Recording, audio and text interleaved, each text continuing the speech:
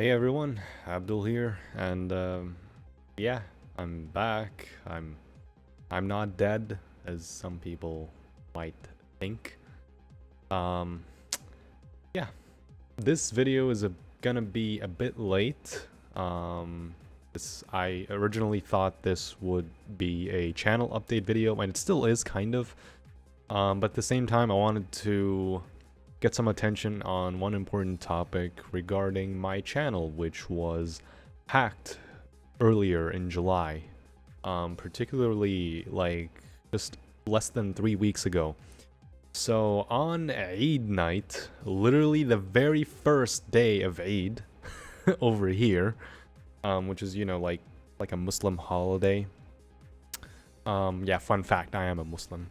But it's not really the topic that I want to discuss. But on Eid day, in the middle of the day, as I'm just browsing on my phone in one of my family's homes, we usually, on Eid days, we usually tend to visit family and, just catch up on things. It's like Thanksgiving in a way, you visit family, you eat together, you sit down, have a chat, catch up, and all that good stuff, right? So on that specific day, on July 10th, or at least I think it's the 9th, let me check. No, it was on a Saturday, so July 9th. So on July 9th, in the middle of the day, or in the middle of the night, just as the sun was setting, I get an email, on my actual email, I get an email saying something about my Google email account being changed.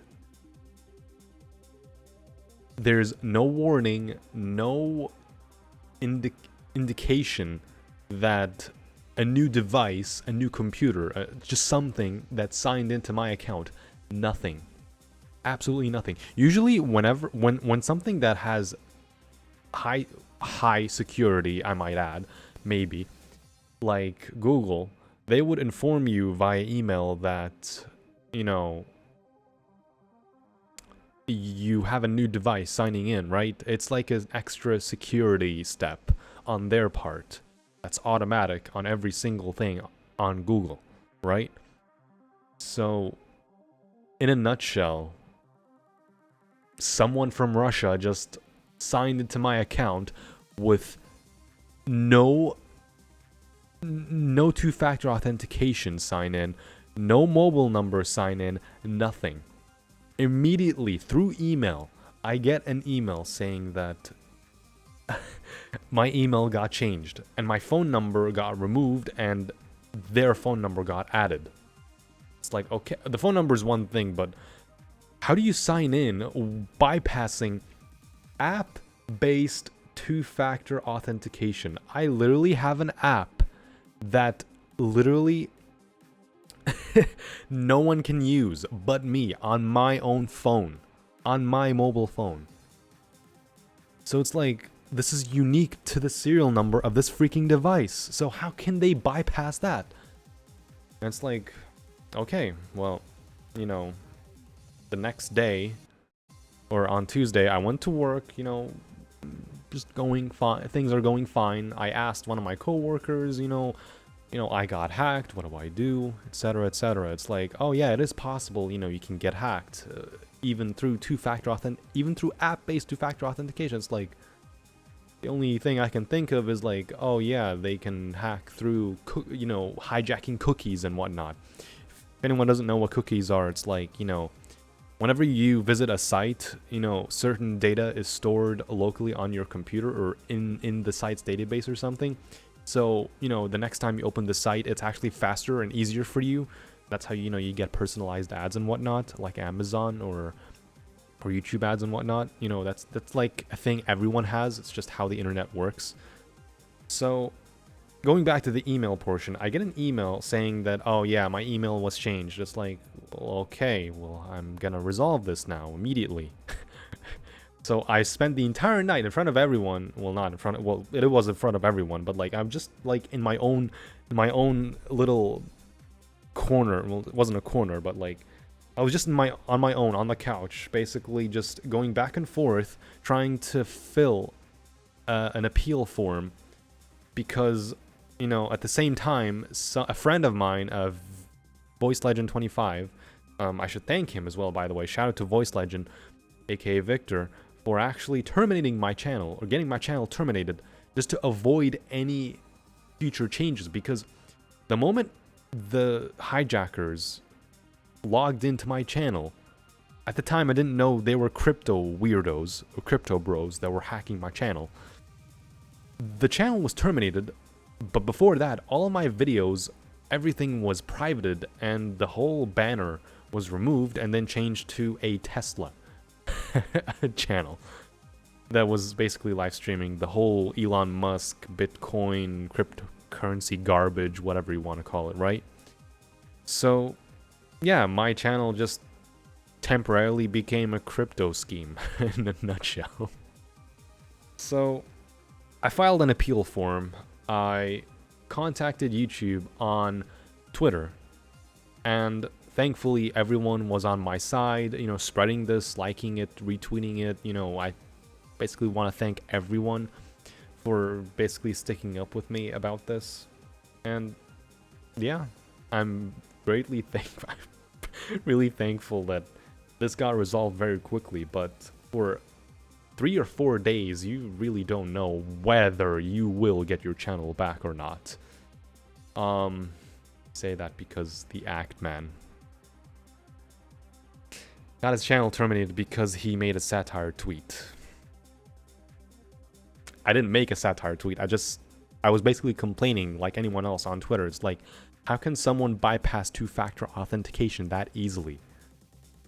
And how can you bypass a new device check? How can you bypass app-based verification? That makes no sense. It makes no sense. It's literally unique to my device. So the fact that someone managed to bypass that is very indicative that Google security is very, very volatile. It's very weak.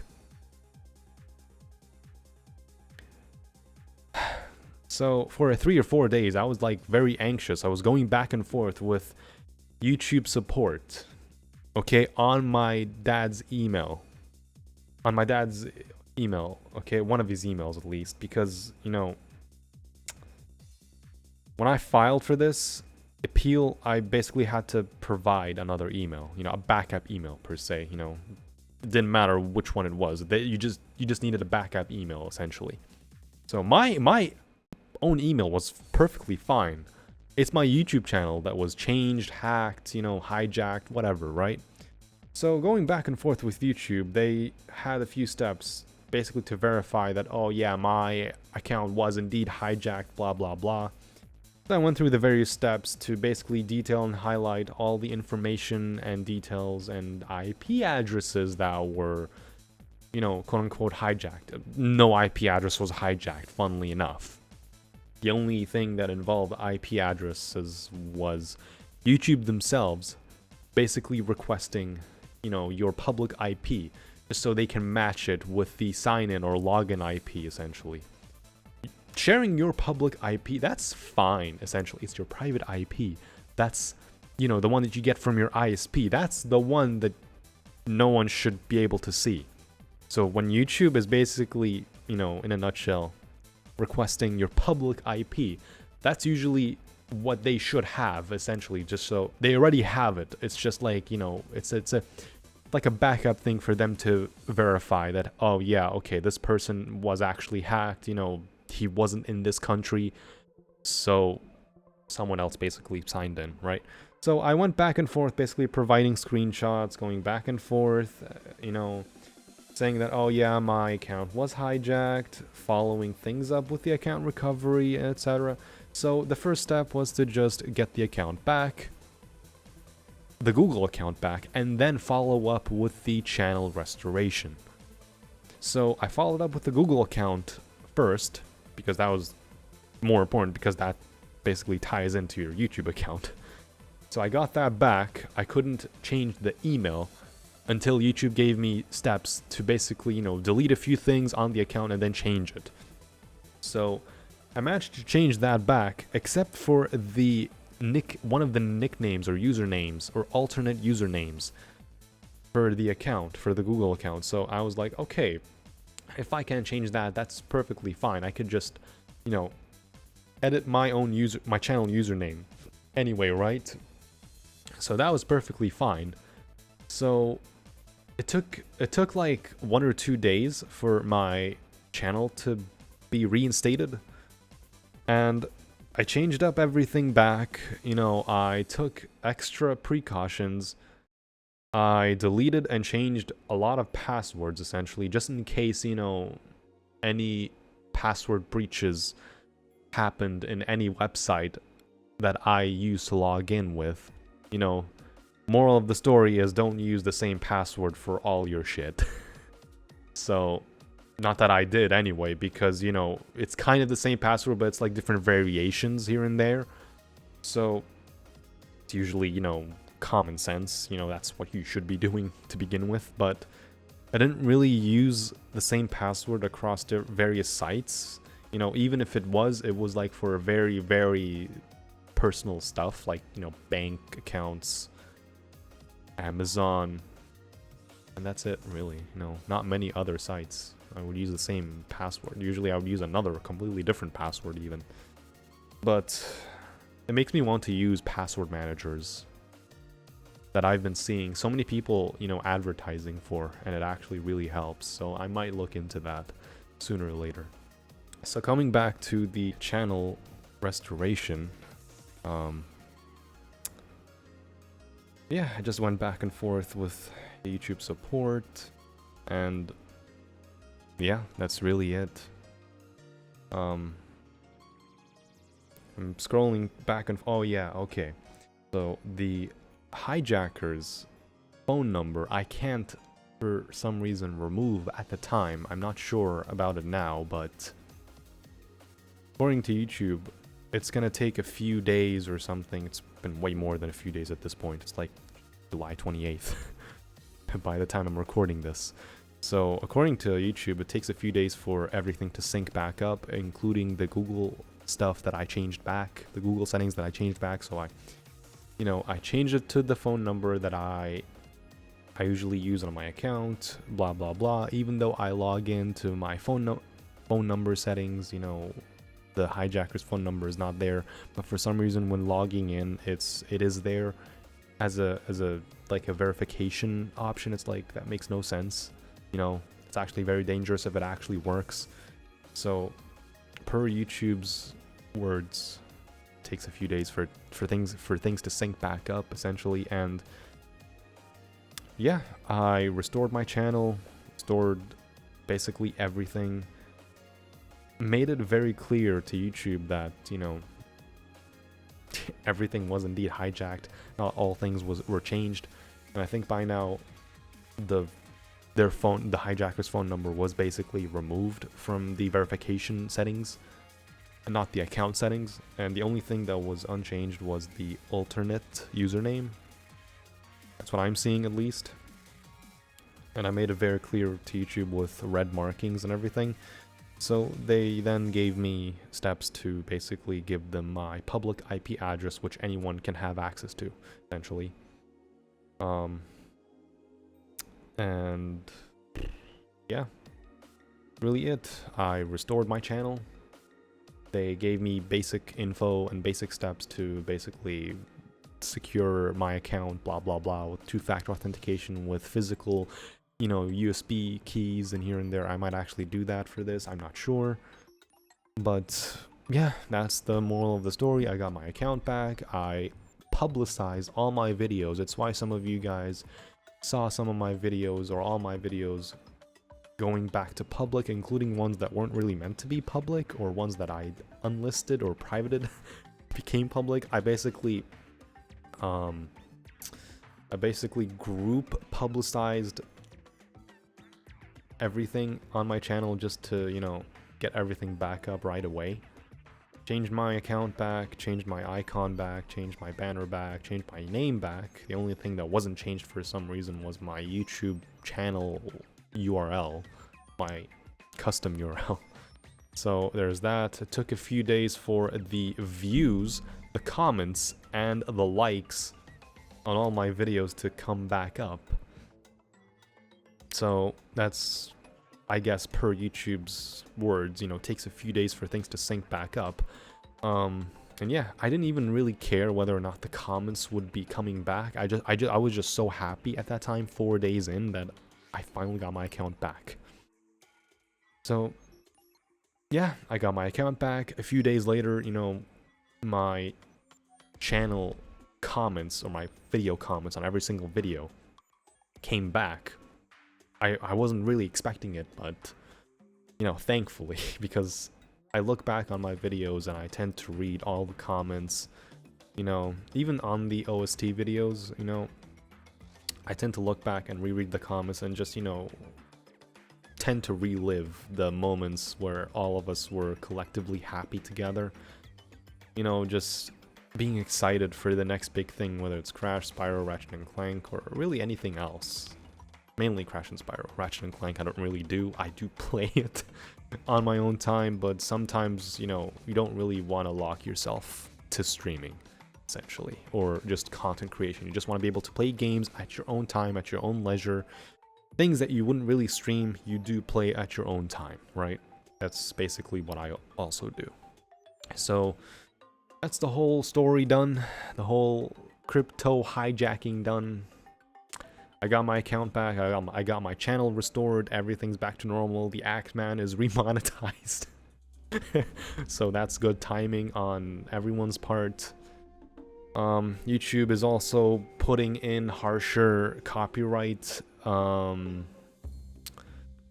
settings for people, instead of 30 days to wait for someone to basically reply back to a copyright infringement.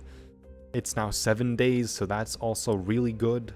It should be with valid proof still, no matter if it's 7 or 30 days, but that's just how YouTube functions, I guess. So 30 days to 70 days of copyright infringement or copyright notices, it's still really solid.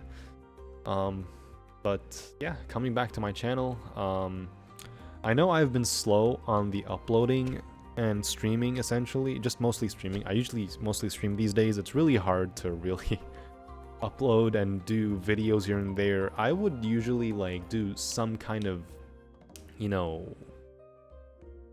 format where I do upload news videos and just talking about things like this exactly, and just be talkative, talking to you guys. Give some updates to the channel here and there. If you guys want this, of course. If you made it this far into the video, thank you so much. Yeah, I just wanted to. I don't know if this classifies as like a venting video. I wasn't really venting. Yeah, I just wanted to come on, talk to you guys, and update you guys about the whole channel dilemma, about being hacked and whatnot. I've never really experienced something like this. I mean, I kind of did on one of my first days during university back in 2017.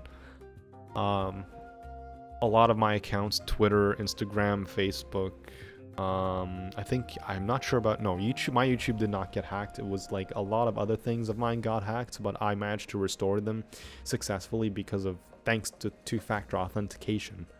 But I don't know why Google's end was the one that was hijacked 5 years later now.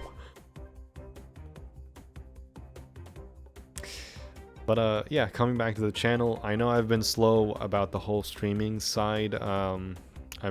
I've been trying to get my shit back together, essentially. Work has been going well for me. Sometimes I tend to get back home, not really in the mood to really do much on weekdays, but I usually just sit back and get lost in YouTube videos or just watch anime here and there. Yeah. I've also been dealing with COVID, essentially, not me personally, but my family, mainly my parents. Both of them managed to track COVID, particularly my dad. He managed to get COVID, which also spread to my mom. My brother here next door, his room is literally right next to me. I don't know how he didn't infect me, because there was one time where we weren't sure at the time whether he had COVID or not, but he was wearing a mask. I wasn't wearing a mask, and I basically took his temperature, and he did have a fever, essentially. That's one of the side effects of COVID. I wasn't wearing a mask, so I was negative at the time, shockingly. And then when I took my dad to the ER for just to basically see what's up with him before, realizing that he had COVID, I wasn't infected either. It's like, then my mother suddenly comes to me. It's like, oh yeah, I lost my sense of taste. That's, again, one of the side effects of COVID. And it's like, I backed off immediately because that's literally a side effect of COVID. So I took her to the ER on that same evening, and yeah, she also tested positive for COVID 5 days later from my dad. My dad got it the worst because, he had like a 40-degree Celsius fever. So we took him to the ER, he got the necessary treatment and everything, he got necessary medicine, and yeah, they've been both doing well now, 2 weeks later. Kind of 3 weeks later. Well, 2 weeks actually, because my mom literally yesterday fully recovered from COVID. Usually it would be about a week later until someone fully recovers from COVID, but like as a precautionary measure, there's like the 3-day extra, the 3 additional days for precaution steps over here in the UAE. So there's that. Yeah, we sanitized all the places that they were in. Usually COVID just dies within a few hours, a few days, essentially, if it doesn't, go into a living being, that being a human being, right? So yeah, COVID really just dies on the spot if it doesn't receive a host. It's literally like computer viruses. If it doesn't attach to something or attach to a computer, it just doesn't work, right? It just dies or flails away. So yeah, I dealt with COVID, not me, but I had to take care of things around the place, whether it's chores, grocery shopping, or food, or just my siblings and family all together, my parents even, just taking care of things all around the place. Thankfully, thank God, everyone's doing well, everything's doing well. We don't have to wear our masks indoors anymore. Everyone's fully recovered, and yeah, I'm here now. Giving you guys this little mini channel update, just an update of me, essentially, on what July has been for me, because this has been arguably the worst July I have ever had.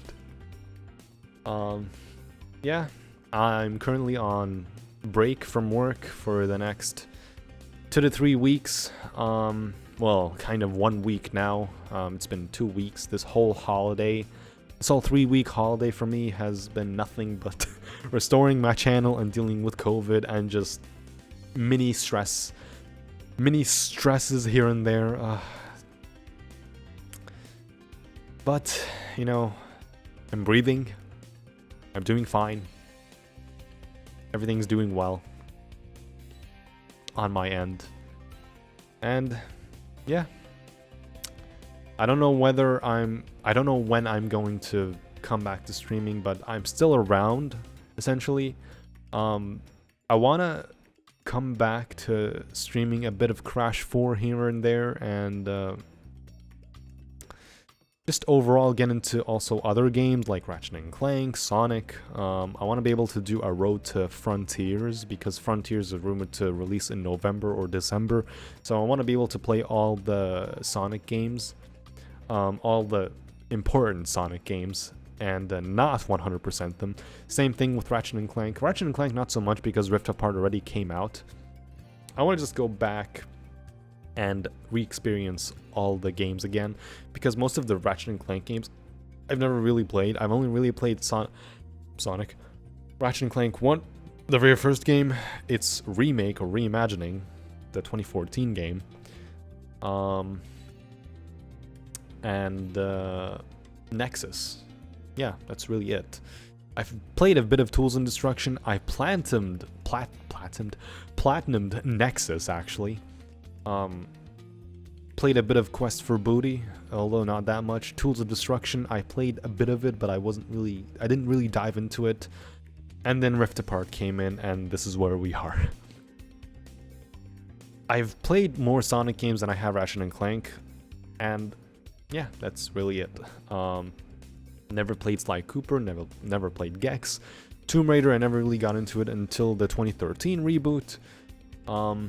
Sonic games, I've mostly played Unleashed for the most part. I do own Sonic 06. I've kind of played it till the end, but not that much. Sonic Unleashed, I faithfully love, and this is where we are. Never played Colors until the remaster. Never played Generations, not that much anyway. Forces I own, but never really went past the first level. Never played Sonic Mania, never played any of the classic Sonic games except for maybe some of Sonic 1 and Sonic Advance. And that's it. This is where I am. I do play other games like not much Call of Duty, but not that much anymore. Call of Duty right now is garbage. Yeah, this is where I am. League of Legends as well. I don't really stream League that much anymore, but I tend to maybe gravitate towards League here and there, but I've stopped playing League for like 6 months to 2 years. So the last time I streamed League was the last time I actually played League. Until January earlier this year, where it was like a few matches with a bunch of friends, and that's really it. Yeah, this is where I am right now, guys. Again, if you managed to listen up till this point, thank you so much. I don't know whether I'm going to stream this weekend or not, but I just want to get some time to myself and just, you know, breathe a bit. And yeah. Oh yeah, also the Crash Bandicoot fan games, all the relevant fan games over the years. I did tweet about that on whether or not I will stream those, but I will still be streaming those. I'm still trying to get my older gaming laptop to work. It still works, but you know, I've just been overall lazy dealing with a lot of things, so I will get back to that and basically stream all the Crash Bandicoot fan games that have released over the years since 2007, 2008 up until now. And yeah, that's really it. For now, I've kind of been doing some Crash 4 streams here and there. I've been taking a liking to hitless runs as well as all clear gems, and a bit of 106 streaming here and there, mostly the other two. But yeah, that's it for me, guys. Again, thank you so much for everyone that's supporting me up until this point. Thank you so much for listening to me up until this point, if you did. Yeah, I have nothing else to say. So if you guys want to follow up on me, like as a person, as a content creator, or just, you know, if you want to talk to me more at this point, feel free to follow me on Twitter, you know, join the Discord server that's tied to the Crash Bandicoot and Spyro fan club. And yeah, that's really it. Thank you guys for watching once again, and I'll see you in the next stream. So yeah, thank you guys for watching, thank you for listening, and take care.